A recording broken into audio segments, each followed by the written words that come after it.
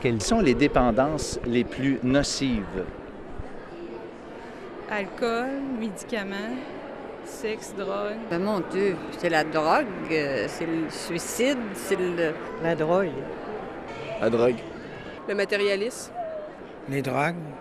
La religion, les drogues. Moi, je pense que c'est les drogues. Ah, les dépendances les plus nocives, il y a la cigarette, la drogue. Tout ce qui peut être béquille de l'esprit. Oh mon Dieu, les dépendances affectives, les dépendances l'alcool, aux drogues, naturellement, oui. Tout ce qu'on abuse, finalement.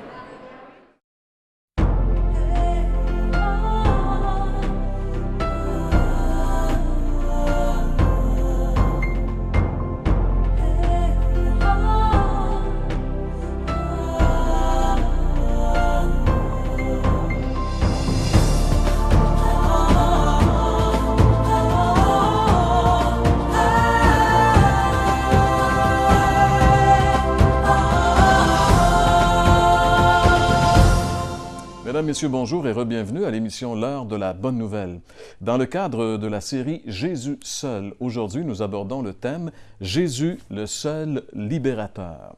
François Fréchette va répondre à la question, à la Bible répond, la question suivante, qui est, selon la Bible, quelles sont les dépendances les plus nocives? Le message de la parole de Dieu par Jean-Pierre Cloutier va traiter du thème Jésus, seul libérateur.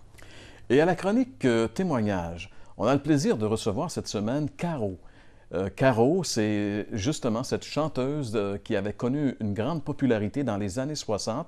Elle a connu la célébrité, elle a connu toutes sortes de choses, mais elle a connu surtout, personnellement, le Seigneur Jésus-Christ, et c'est de cela dont elle va nous parler. Jésus nous donne tout. Tel est le titre du chant qui va être interprété par Sophie Arbour. Eh bien, François, j'ai été surpris dans le Vox Pop d'entendre quelqu'un qui disait que la pire de toutes les dépendances, c'était la religion. Mais je trouve qu'il n'y a pas tout à fait de tort, hein? Parce que la religion, vue d'une certaine façon, c'est vrai qu'elle est souvent un esclavage. Quelqu'un avait déjà dit, c'est l'opium du peuple. Mais bon, en quelque part, ça a du vrai. Mais la Bible, au fond, ne parle pas de religion. Elle parle d'une relation avec Jésus-Christ. Et au fond, le péché, c'est certainement le pire des esclavages et toute la série de vices qu'on a entendus dans ce Vox Pop, eh bien, est inclus dans le péché, sont inclus dans le péché.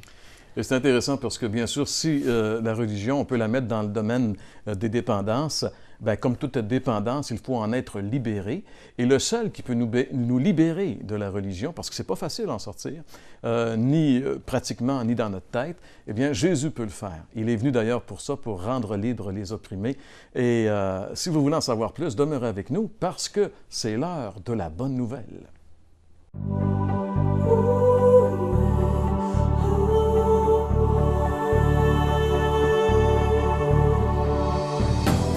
Selon la Bible, quel est le pire des esclavages? Le monde en général est assez d'accord pour reconnaître qu'il y a toutes sortes d'esclavages. Dans le sondage de tout à l'heure, nous avons constaté que l'être humain est effectivement asservi par toutes sortes d'esclavages. La drogue, la boisson, l'argent, le sexe et combien d'autres choses encore. La Bible nous confirme que, qui que nous soyons, nous sommes tous esclaves. Écoutons ce qu'elle dit. Nous sommes esclaves de tout ce qui a triomphé de nous. Nous reconnaissons qu'il est difficile d'admettre une telle chose. On n'est pas différent, en fait, des Juifs du temps de Jésus qui avaient osé affirmer au Christ qu'il n'avait jamais été l'esclave de personne. Pourtant, dans le moment même où ils disaient ces choses, ils étaient sous domination romaine. Bible en main, nous pouvons dire que l'être humain est esclave et que le vrai esclavage, selon la Bible, c'est le péché qui les inclut tous. La Bible nous enseigne que le péché est une nature en nous. La plupart de nous avons entendu que nous avions hérité à la naissance d'une tâche originelle. Eh bien, ce n'est absolument pas ici le langage des Écritures. La Bible nous enseigne que depuis la chute, c'est-à-dire l'entrée du péché dans le monde, l'être humain a une nature pécheresse. Et cette nature pécheresse répond à la sollicitation du péché qui vient souvent de l'extérieur. De la même façon qu'une publicité d'eau rafraîchissante séduira quelqu'un qui est tenaillé par la soif. Ainsi, le péché en nous répond facilement à cette sollicitation extérieure. Par exemple, si vous êtes insulté, souvent l'orgueil va se manifester, peut-être même un désir inavoué d'une vengeance.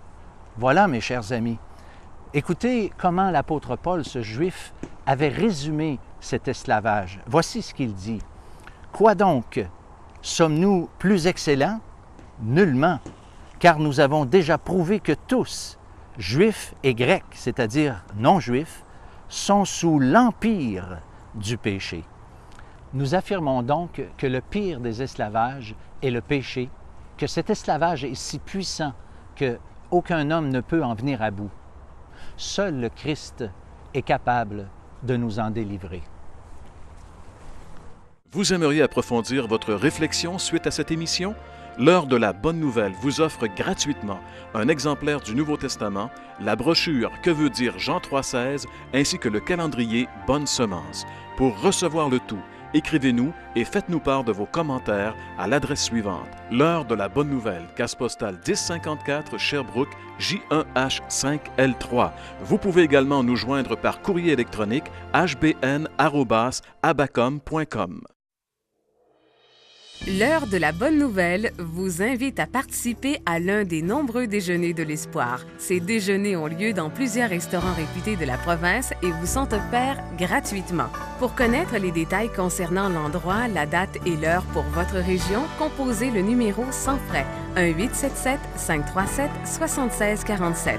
Vous pouvez également consulter le site web www.déjeuner.org.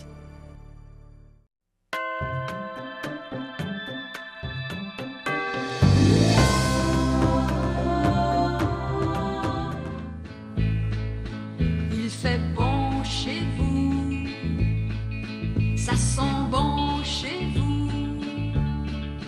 Il fait bon d'être arrivé chez des gens sympathiques. Je m'appelle Caro. Et si vous ne vous rappelez pas de moi, essayez de reculer en 1967 aux découvertes de Yolande Guérard à Télémétropole. À un moment donné, je suis arrivée et j'ai chanté 2 chansons. Va-t'en et Un garçon en mini-jupe. Et Un garçon en mini-jupe, c'est devenu numéro 1 au palmarès. Alors, il y en a peut-être parmi vous qui sont de mon âge et qui se rappellent de ces années-là. Mais d'autres, peut-être pas. Mais j'aimerais vous raconter quelque chose d'encore plus important que ma carrière. Je vais reculer. Quand j'avais 9 ans, j'étais une petite fille de Sherbrooke, très attachée à son père. J'avais 2 sœurs aînées. Et un jour, mes parents se sont divorcés. Et ça a vraiment blessé mon petit cœur d'enfant. Et à partir de ce moment-là, j'ai décidé qu'un jour, je trouverais le grand amour. Et l'année 67 est arrivée, et c'est là que j'ai fait toutes les démarches pour aller aux découvertes et que j'ai débuté ma carrière artistique. J'ai quitté mon emploi comme secrétaire à Sherbrooke, je suis allée à Montréal, et j'ai eu une carrière de 10 ans. Et pendant ces 10 années-là, je suis tombée en amour quelques fois, à quelques reprises. Et puis, je me demandais comment ça se fait que j'étais si malheureuse en amour. Mais j'aimais des hommes mariés. Et c'était impossible d'être heureuse alors que Dieu n'approuve pas ces choses-là. Et ce qui arrivait aussi à travers tout ça, c'était que j'étais séparée de Dieu. Je ne réalisais pas encore que j'étais une pécheresse perdue. Et un jour, j'ai rencontré quelqu'un qui m'a parlé de Dieu. Mais je dois vous dire qu'avant de rencontrer cette personne, bien que j'avais une carrière qui allait très bien, j'avais succès après succès au palmarès. J'avais tout ce qui avait l'air de pouvoir être le mieux pour une personne, pour être heureuse. Je voyageais, j'allais en Israël, en Égypte, à Chypre, en Allemagne, au Japon. Je faisais des voyages de vacances en Guadeloupe, en Jamaïque. Je suis allée en Californie, je suis allée un peu partout aux États-Unis. Et j'avais un vide en dedans. Parce que dans ma recherche pour l'amour, je tombais en amour avec les mauvaises personnes. Je cherchais l'amour dans l'être humain. Puis c'était impossible qu'un être humain m'aime autant que l'amour que je cherchais, l'amour parfait. Et à travers ça, ça m'a tellement découragée que je me suis mise à faire des abus d'alcool. Je suis devenue dépendante de la drogue. Ça me prenait mon petit joint, ça me prenait ma cocaïne éventuellement. Et là, j'étais complètement découragée, malheureuse, à un point tel que j'ai fait une tentative de suicide. Et Dieu merci, je n'étais pas prête à mourir. Et il ne l'a pas permis. Comme vous pouvez voir aujourd'hui, je suis là. Et j'ai rencontré Thérèse Lachapelle. C'était une femme qui aimait le Seigneur. Une femme toute simple, une dame de Boucherville. Et j'avais un amant à l'époque, et on lui a demandé d'écrire des arrangements pour cette dame, des arrangements musicaux pour des chants chrétiens, des chants qu'elle avait composés qui parlaient de l'amour du Seigneur Jésus. Et c'est moi qui ai été choisie pour aller faire le travail préliminaire avec elle. Alors, je m'emmène à Boucherville de temps en temps, à partir du mois d'avril en 1977. Et puis, je ressentais une paix dans la présence de Thérèse Lachapelle. Elle parlait du Seigneur et je voyais qu'elle avait une relation vivante avec lui. Je voyais qu'elle brillait de l'amour de Dieu. Elle avait une paix, comme une paix que je désirais. Puis elle répandait l'amour, le genre d'amour que je cherchais, qui n'était pas physique, qui était au-delà du naturel. Puis j'étais curieuse, alors j'ai commencé à lui poser des questions. Et ses chansons, d'ailleurs, m'attiraient parce qu'elles disaient des choses comme « As-tu reconnu Jésus?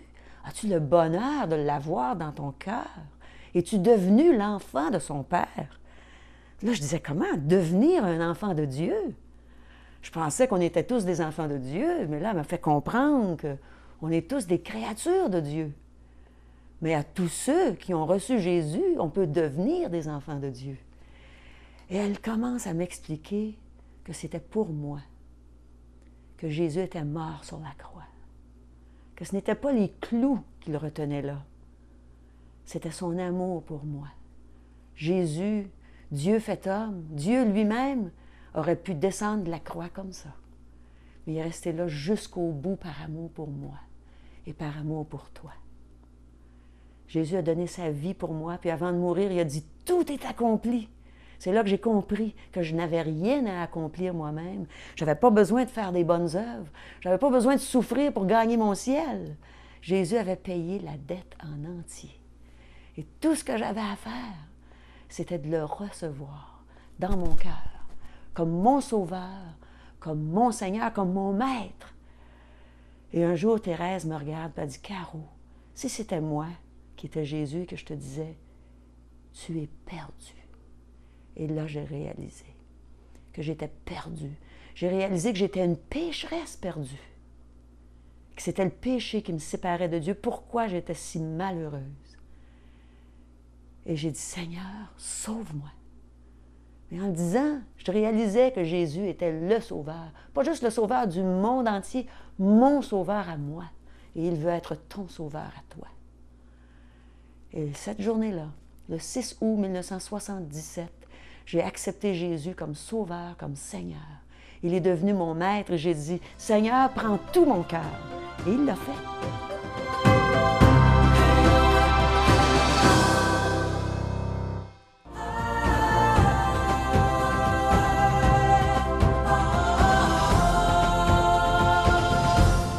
Eh bien, aujourd'hui, à l'heure de la bonne nouvelle, nous abordons le thème de Jésus, le seul libérateur.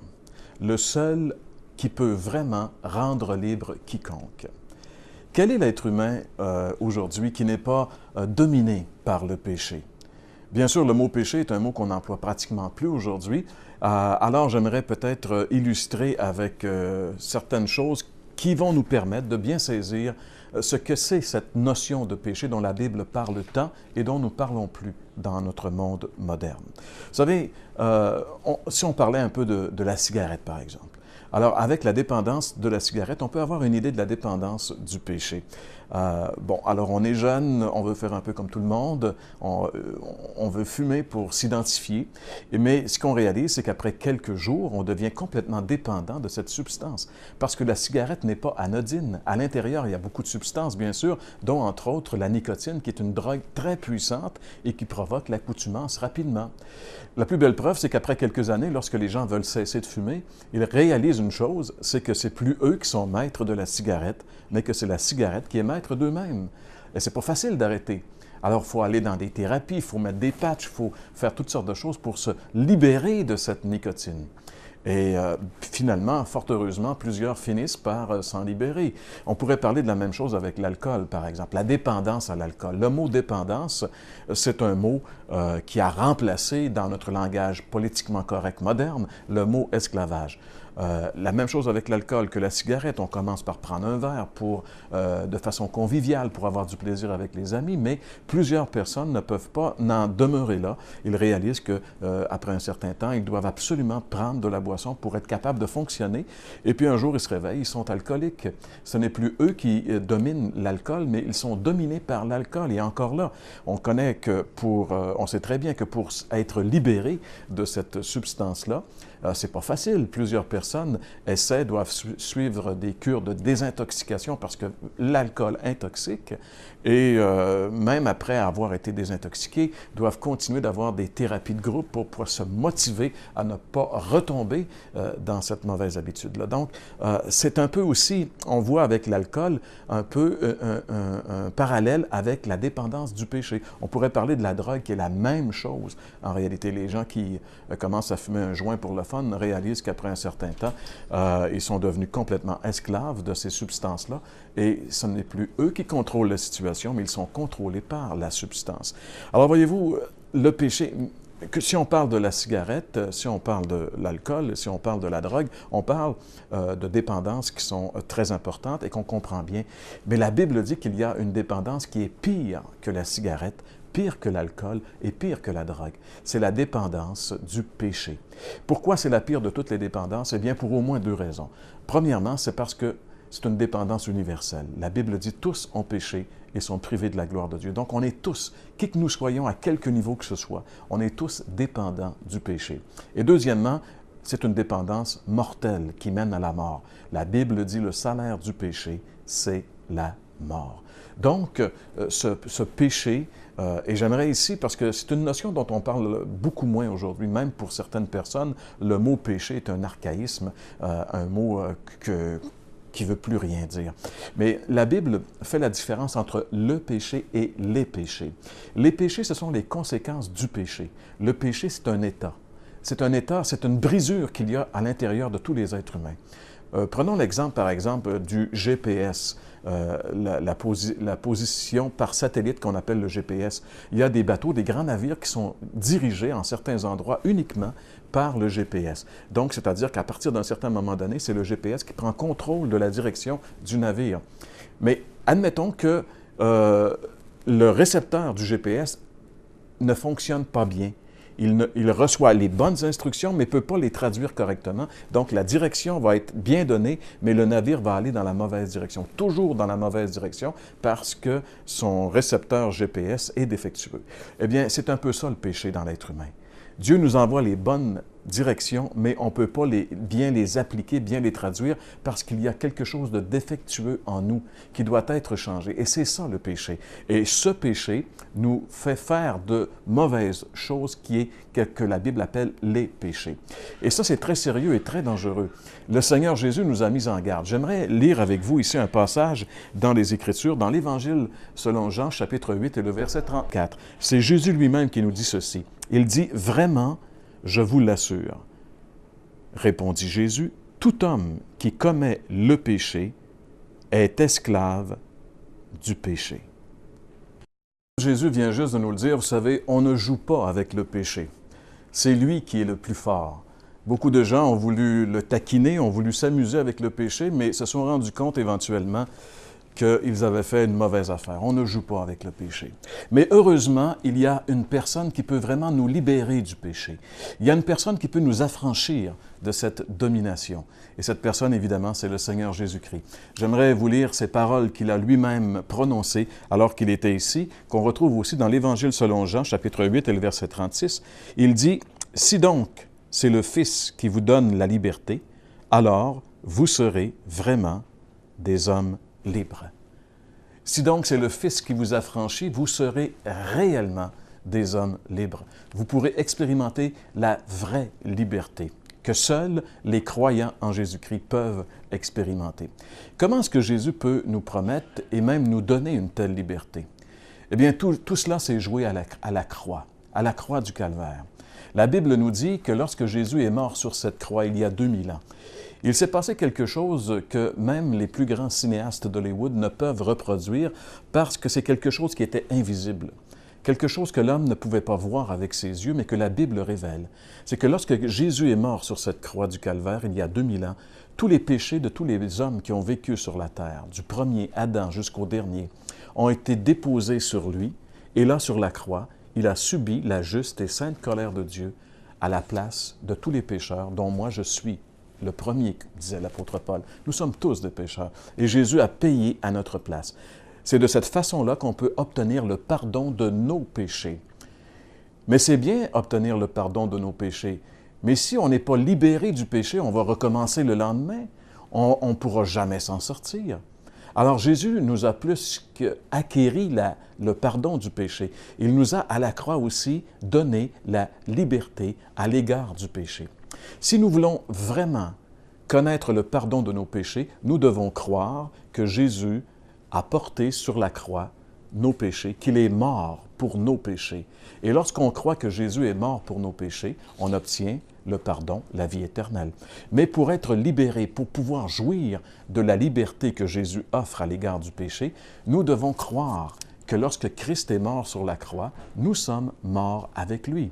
C'est exactement ce que l'apôtre Paul développe dans son épître qu'il adresse aux Romains, et particulièrement dans les chapitres 6, 7 et 8. J'aimerais d'ailleurs vous lire un extrait du chapitre 6, qui est le verset 6, où l'apôtre Paul dit ceci.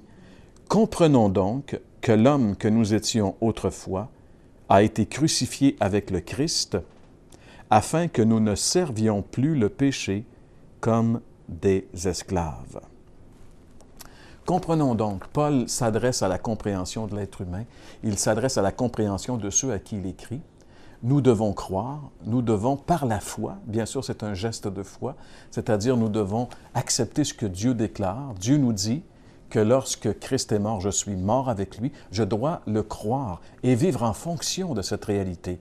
Et il dit l'homme que nous étions autrefois, c'est-à-dire la personne que nous étions avant de mettre notre confiance en Jésus, cette personne, elle est définitivement morte, elle n'existe plus, elle est morte sur la croix avec Christ. Et comme Christ est ressuscité, eh bien, je dois accepter que moi aussi, avec lui, je suis ressuscité pour vivre en nouveauté de vie, vivre une nouvelle vie, cette vie où je suis libéré de la domination du péché. Alors voyez-vous, mes amis, oui, Jésus est le seul libérateur. Oui, Jésus peut pardonner tous nos péchés, nous donner la vie éternelle, mais en plus nous donner la liberté. Une vie nouvelle, une vie où nous ne sommes plus dominés par le péché. Mais tout cela est possible uniquement par la croix où Christ est mort. Nous devons accepter par la foi que notre condamnation, Jésus l'a subie à notre place et qu'il nous a donné également la liberté à l'égard du péché en nous prenant avec lui sur la croix. Nous devons accepter que nous avons été crucifiés avec Christ, que nous avons été ensevelis avec lui et que nous sommes ressuscités avec lui pour vivre en nouveauté de vie. Si par la foi, nous acceptons ces vérités, eh bien, non seulement nous allons expérimenter le merveilleux pardon de Dieu, la vie éternelle, mais nous allons aussi expérimenter la libération que le Christ accorde gratuitement à tous ceux qui lui font confiance. Alors, mes amis, tout se joue à la croix. Pourquoi ne pas venir maintenant à la croix du Calvaire? Pourquoi ne pas voir le Christ mourir en portant nos péchés et lui demander pardon et l'inviter dans notre vie comme Sauveur et Seigneur, et lui dire simplement ce matin, « Seigneur Jésus, je te donne ma vie, fais de moi ce que tu veux. » Et vous verrez qu'il est vraiment le seul libérateur.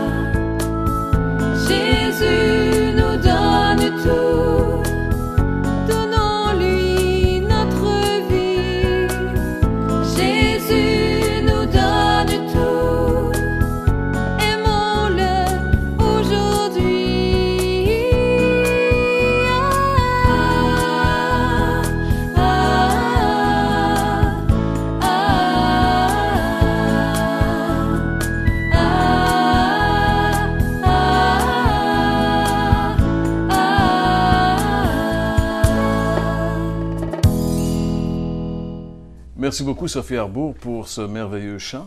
François, à ce stade-ci de la série, je pense que ce serait important de rappeler à nos auditeurs qu'ils peuvent communiquer avec nous. On a d'ailleurs déjà reçu pas mal de courriers, mais ils peuvent continuer de communiquer avec nous. Même ceux, peut-être, qui ont eu des vies peut-être touchées, transformées, parce que la parole de Dieu a fait une œuvre dans leur vie. Bon, mais si c'est pas une question, mais un commentaire comme ça nous ferait aussi bien plaisir, parce que la parole de Dieu est vivante.